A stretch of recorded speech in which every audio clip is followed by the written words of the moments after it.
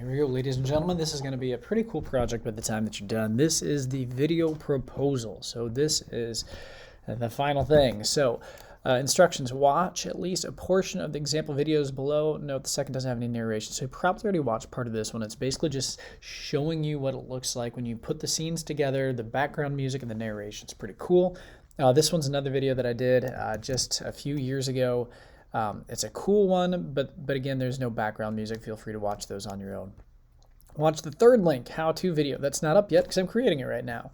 Then you go in, create the scenes in SketchUp, export the video file, import the narration, audio scenes into iMovie, edit the video, share the video, hand in the video. We'll go over how to do all of that, so bear with me. Along with this, we need to check the rubric. There are 4 things that you graded on 25 scenes plus, so at least 25 scenes. Narration, hopefully you already did that.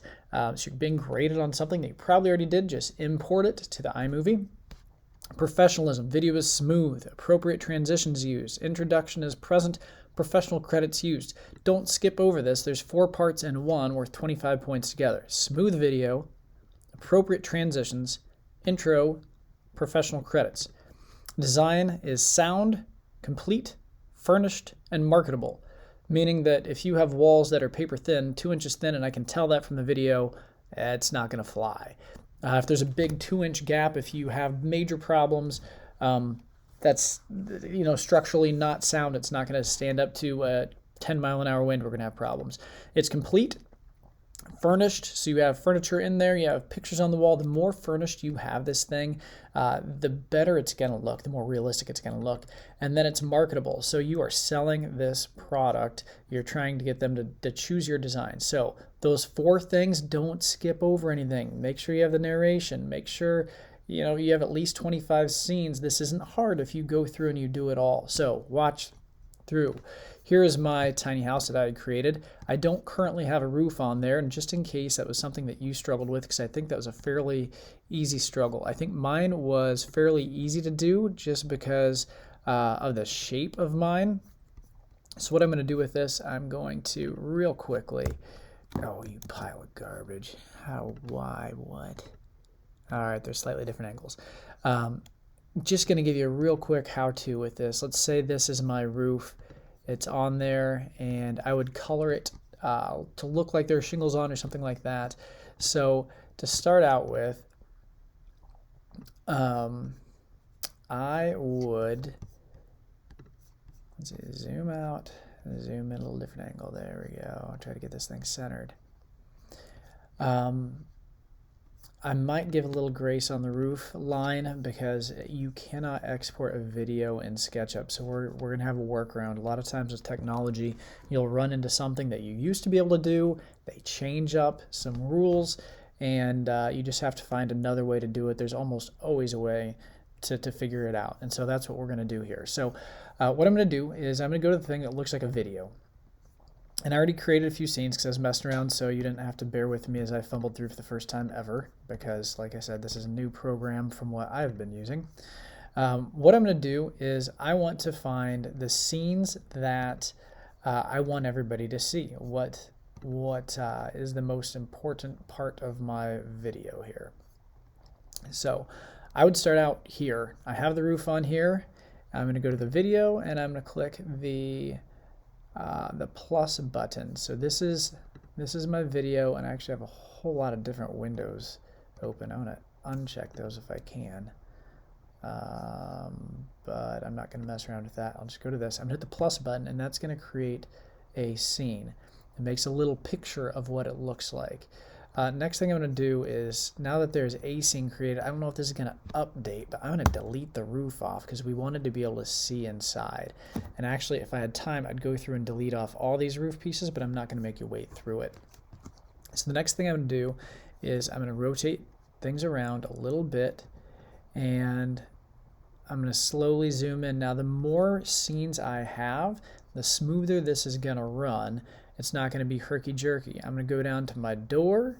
I'm going to hit plus, and you can do the doors a couple ways. Right now I can take the door off now that I'm close, or I can just blow right through the door, and that's what I'm going to do. Right through the door. There's one pane. Okay, now I am inside the house. and I can add a scene there if I want to.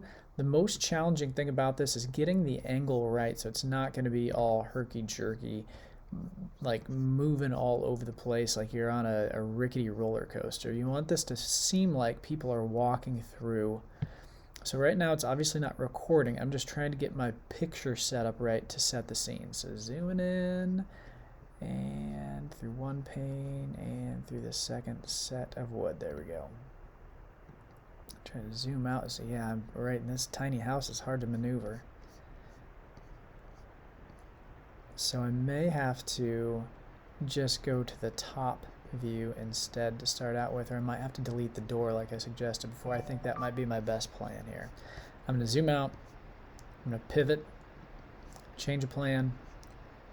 I'm going to get close to the door, real close to the door.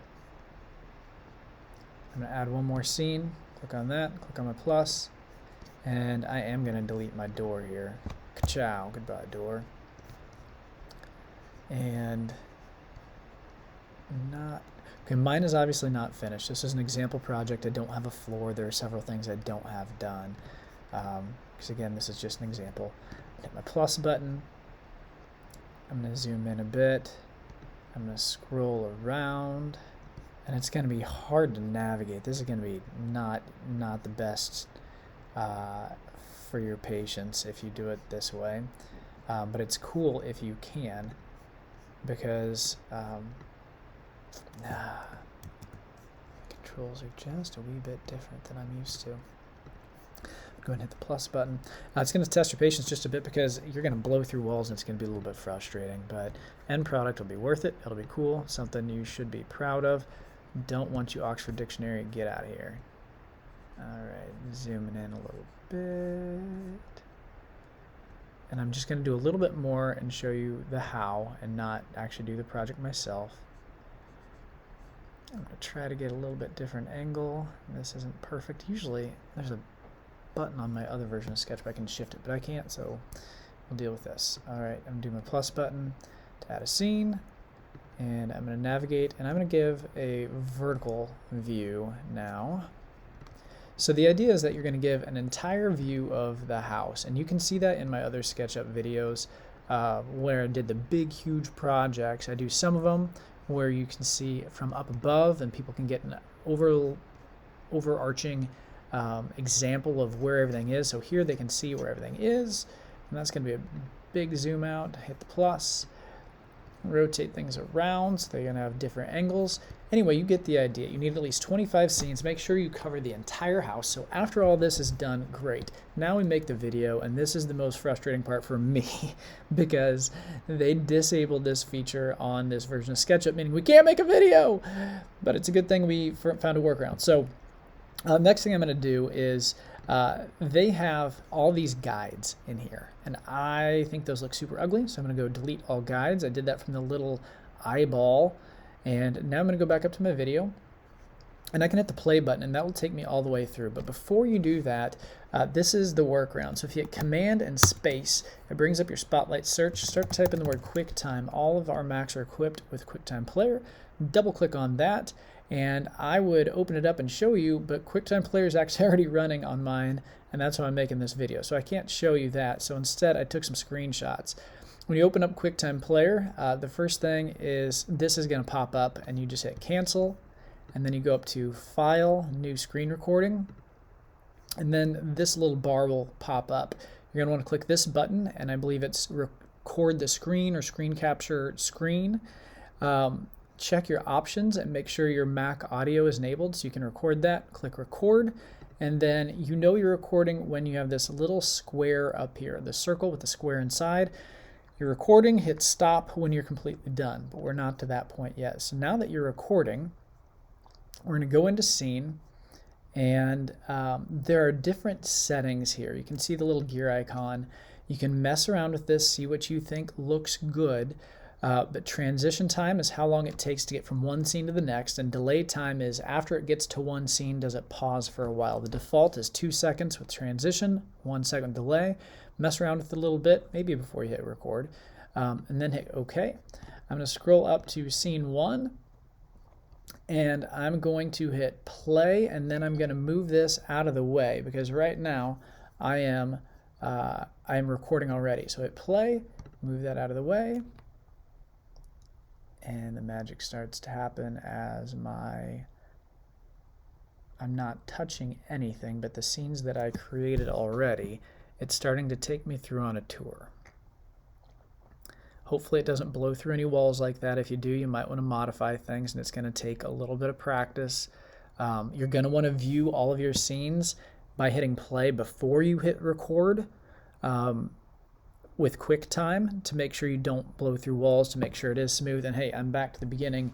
Hopefully that's about 25 scenes. So then I'm going to go up, I'm going to hit that stop button. I'm not actually going to do that because I still have to show you the rest of the video. I am going to hit stop, so this doesn't continue to play.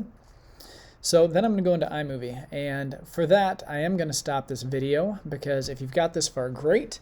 That way you don't have to watch the entire thing. You can just see how to import into iMovie. So I am going to hit stop, and we'll see you in the next video.